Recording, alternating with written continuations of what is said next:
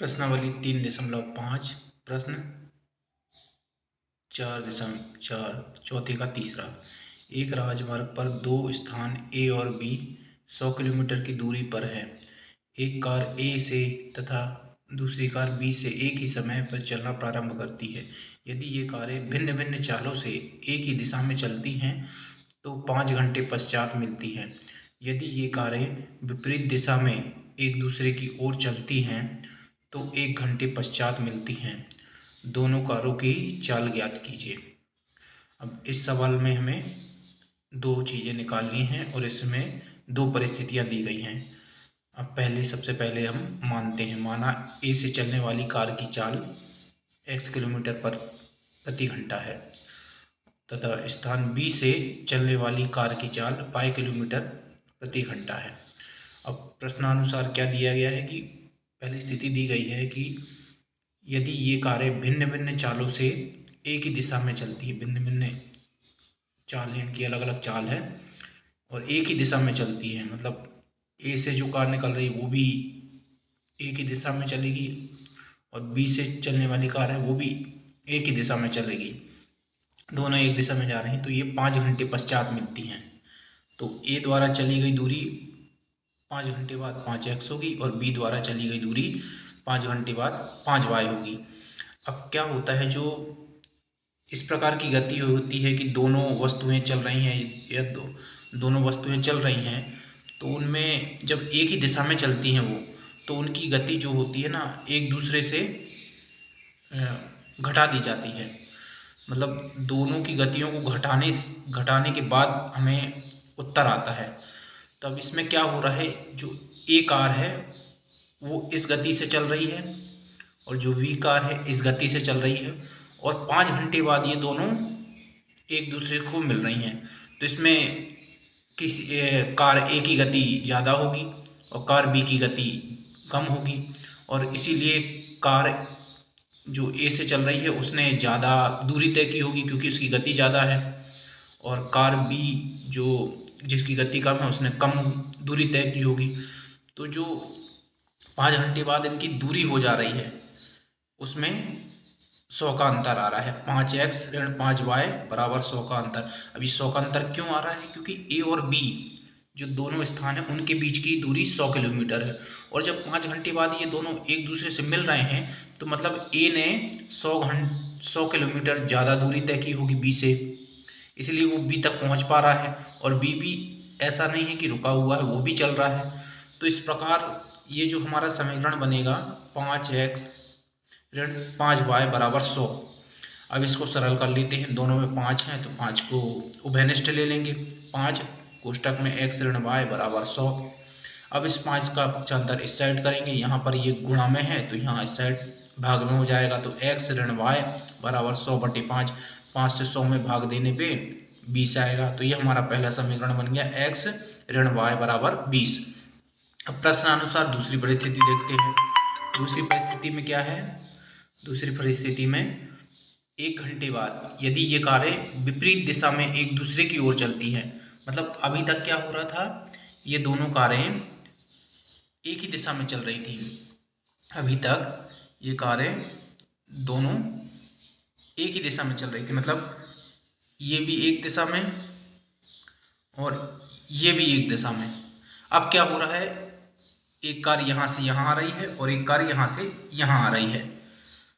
तो अब क्या कर रहे हैं, अब जो इन दोनों की जो गति है वो जुड़ जाएगी दोनों की, क्योंकि दोनों एक ही समय से चल रही हैं और एक ही दिशा में और एक ही जगह पे पहुंचने की कोशिश कर रही हैं।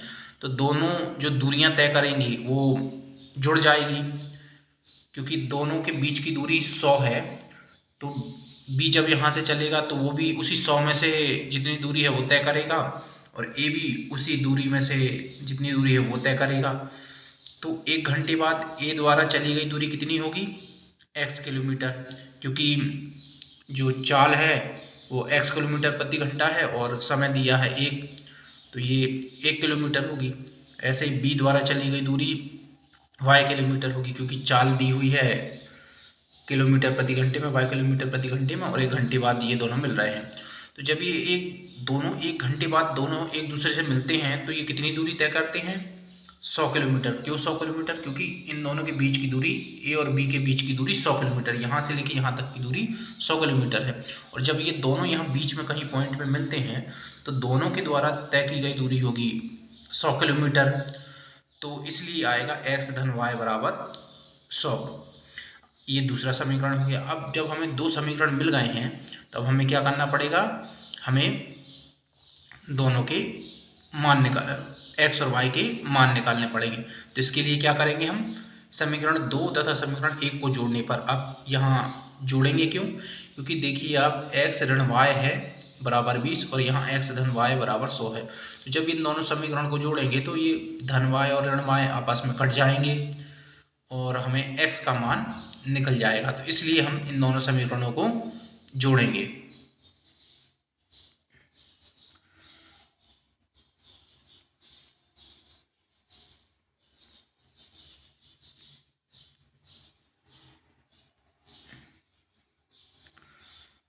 तो जब इन दोनों समीकरणों को हम जोड़ेंगे तो x धन y बराबर 100 और x ऋण y बराबर 20। इन दोनों समीकरण को हम जोड़ेंगे तो y और y कट जाएगा और x और x 2x हो जाएगा, 2x हो जाएगा और 100 और 20 120 हो जाएगा। अब पक्षांतर करेंगे, 2 का पक्षांतर जब इस साइड करेंगे तो 120/2 हो जाएगा। 2 में 120 का भाग देने पे 120 में 2 का भाग देने पे ये 60 आ जाएगा। तो x का मान हमारा 60 निकल गया। और जब x का मान हमारा 60 निकल गया तो हम y का मान भी निकालेंगे। y का मान निकालने के लिए क्या करेंगे? समीकरण 1 में x का मान रखेंगे। तो समीकरण 1 हमारा क्या है? x ऋण y बराबर 20। तो इसमें x का मान रख दो, x की जगह 60 रख दिया, ऋण y बराबर 20। अब पक्षांतर करेंगे, इस 20 का पक्षांतर जब इस साइड होगा तो ये धनात्मक है, यहाँ पे ऋणात्मक हो जाएगा। और इस y का पक्षांतर जब इस साइड करेंगे तो यहाँ ये ऋणात्मक है, यहाँ ये धनात्मक हो जाएगा। तो 60 ऋण 20 बराबर हो जाएगा 40। तो y का मान हमारा 40 आ जाएगा। इस प्रकार हमारा उत्तर आ जाएगा, जो x का मान है 60 किलोमीटर प्रति घंटा होगा और y का मान 40 किलोमीटर प्रति घंटा होगा। अब हमें उत्तर की जाँच करनी है। तो हम उत्तर की जांच किस प्रकार करेंगे? समीकरणों में x और y का मान रख देंगे और उससे हम उत्तर की जांच कर लेंगे। चलिए पहला समीकरण लेते हैं। पहला समीकरण हमें क्या बोला गया था पहली स्थिति में कि 5 घंटे बाद दोनों एक दूसरे से मिलेंगे। तो जो x है वो 60 किलोमीटर प्रति घंटे की रफ्तार से जब 5 घंटे चलेगा तो वो 300 किलोमीटर चल देगा। और जो y है वो 40 किलोमीटर प्रति घंटे की रफ्तार से 5 घंटे चलेगा तो वो 200 किलोमीटर चल लेगा। तो 300 और 200 किलोमीटर के बाद ये एक दूसरे से मिलेंगे और इनके बीच का अंतर कितना होगा? 100।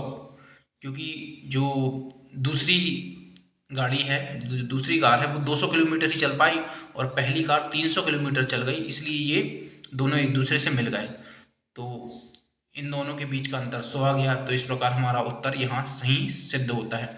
अब दूसरी परिस्थिति में भी रख लेते हैं कि जब ये एक ही दिशा में चलते हैं और 1 घंटे बाद मिल जाते हैं, तो एक ही दिशा में चल रहे हैं तो x जो है 60 किलोमीटर चलेगा और y जो है 40 किलोमीटर चलेगा। तो 60 और 40 कितना हो गया? 100 हो गया। तो इस प्रकार ही हमारा उत्तर भी सिद्ध हो गया है कि हमारा ये उत्तर बिल्कुल सही है।